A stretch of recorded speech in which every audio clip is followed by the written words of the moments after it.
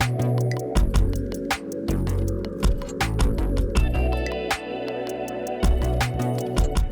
and welcome to the first episode of the IBLA Studio Show.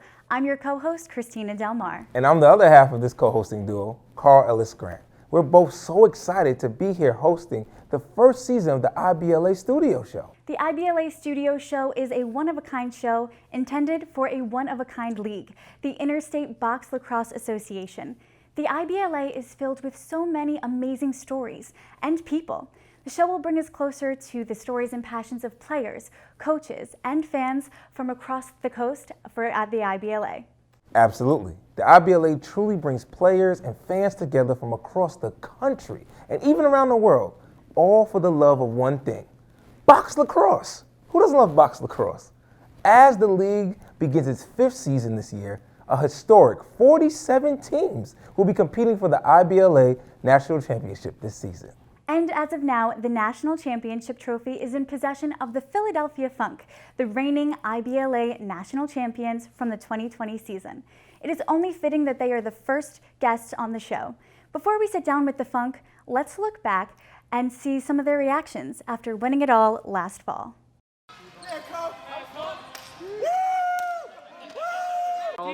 All just the Philly gritty locals, just amazing effort, and I'm so happy to do it. Wouldn't want to do it with any other group, man. This is amazing. So exciting. I feel amazing, man. It is an awesome tournament. We're able to come out on top. A lot of good competition from top to bottom, so we earned it this weekend for sure. This is very exciting. I'm currently here with 2020 IBLA champions from the Philadelphia Phunk, George and Chris. How are you both doing today? Doing well. Appreciate you having us on. Yeah, doing great. Thank you so much. Awesome. So you actually won the 2020 IBLA Championship. Can you talk to me a bit about your experience at Nationals? Yeah, Nationals was a great time. The IBLA did a fantastic job putting it all together, especially with all the safety precautions with 2020. But it was a really good experience to be able to come together and play against other top teams throughout the country. And Chris, what was it like, that moment of winning the trophy? It was really amazing. It's not exactly something in year one that I thought was going to be possible for this team. And then fast forward to year two, and we come from not only winning our conference, but actually going out to nationals, competing, and taking home the trophy. It was really amazing. And especially in the COVID year too, of all the things that happened, I did not think raising the national championship would be something that would happen for the Phunk. And what do you think it will take to become a two-time champion? Yeah, I think we built a lot of foundation last year with the guys that we have.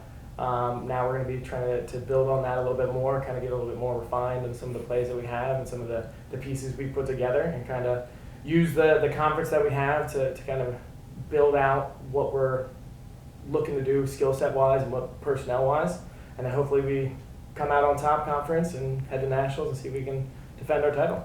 And Chris, you actually moved from being a player to being the GM. Can you speak a little bit about that experience? Yeah, sure. I mean, getting older, body's not exactly performing as it used to, but it was a pretty seamless transition into the front office role. I think, my play is not what it used to be, but now I can benefit the team by adding new talent, developing, and making the uniforms and all the branding things. So it's been fun. And the city of Philadelphia is known for its pride, so what has it been like representing Philly in this way? It's been a blast. I mean, I live in Manayunk, going to be most likely probably moving into the city at some point in my life, but Philly's a great sports town. I mean, everybody loves their sports teams, and just having everybody kind of show up to our games and kind of root for us and actually have some support is nice to have. And Chris, what would you say it takes to be a part of the Philadelphia Phunk? Oh man, energy and resilience, and throw a little resolve in there. And you got to be a little weird. I mean, that's kind of our MO. I mean, we wear purple, we got an alien mascot, and you can't stop us. Can't stop the Phunk. And how are you looking forward to this season? This season should be awesome.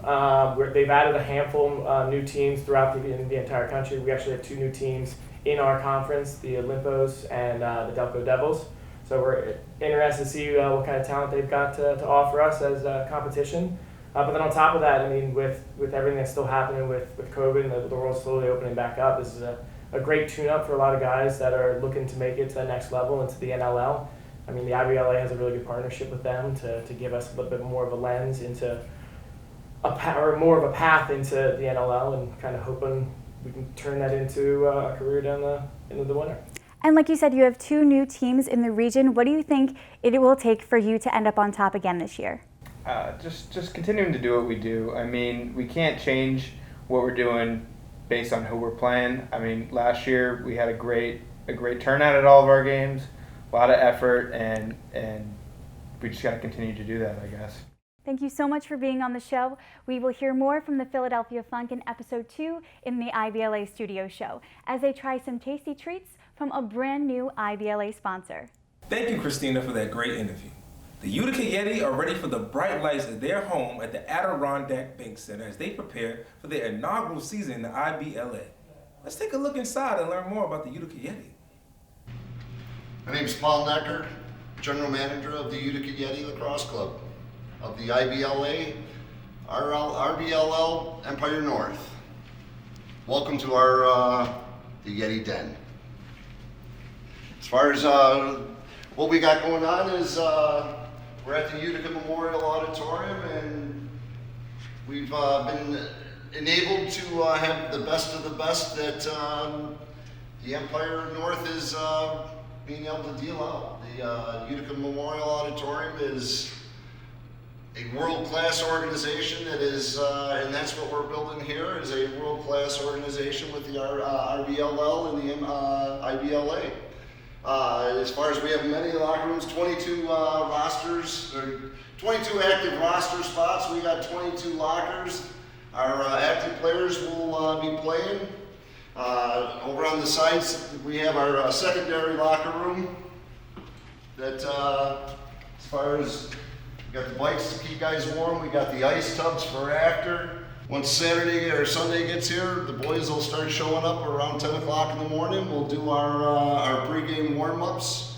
From there, we'll give them a little time to go see the town. There's a beautiful, a bunch of local restaurants around the area. Let them get a bite to eat of Utica's best.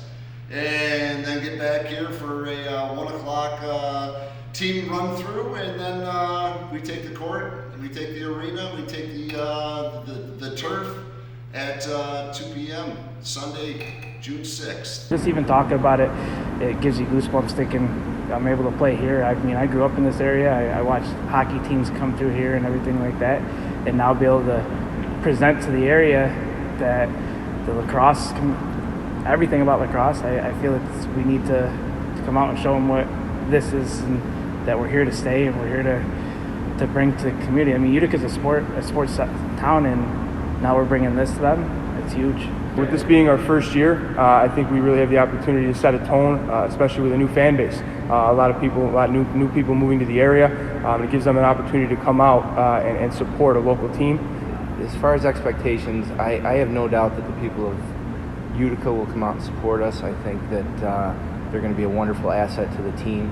As far as the team is concerned, I expect everybody to come out here and just give absolutely every ounce of effort that they have within themselves. That's what's been happening during practice, and I don't see any reason why that won't transition to the games.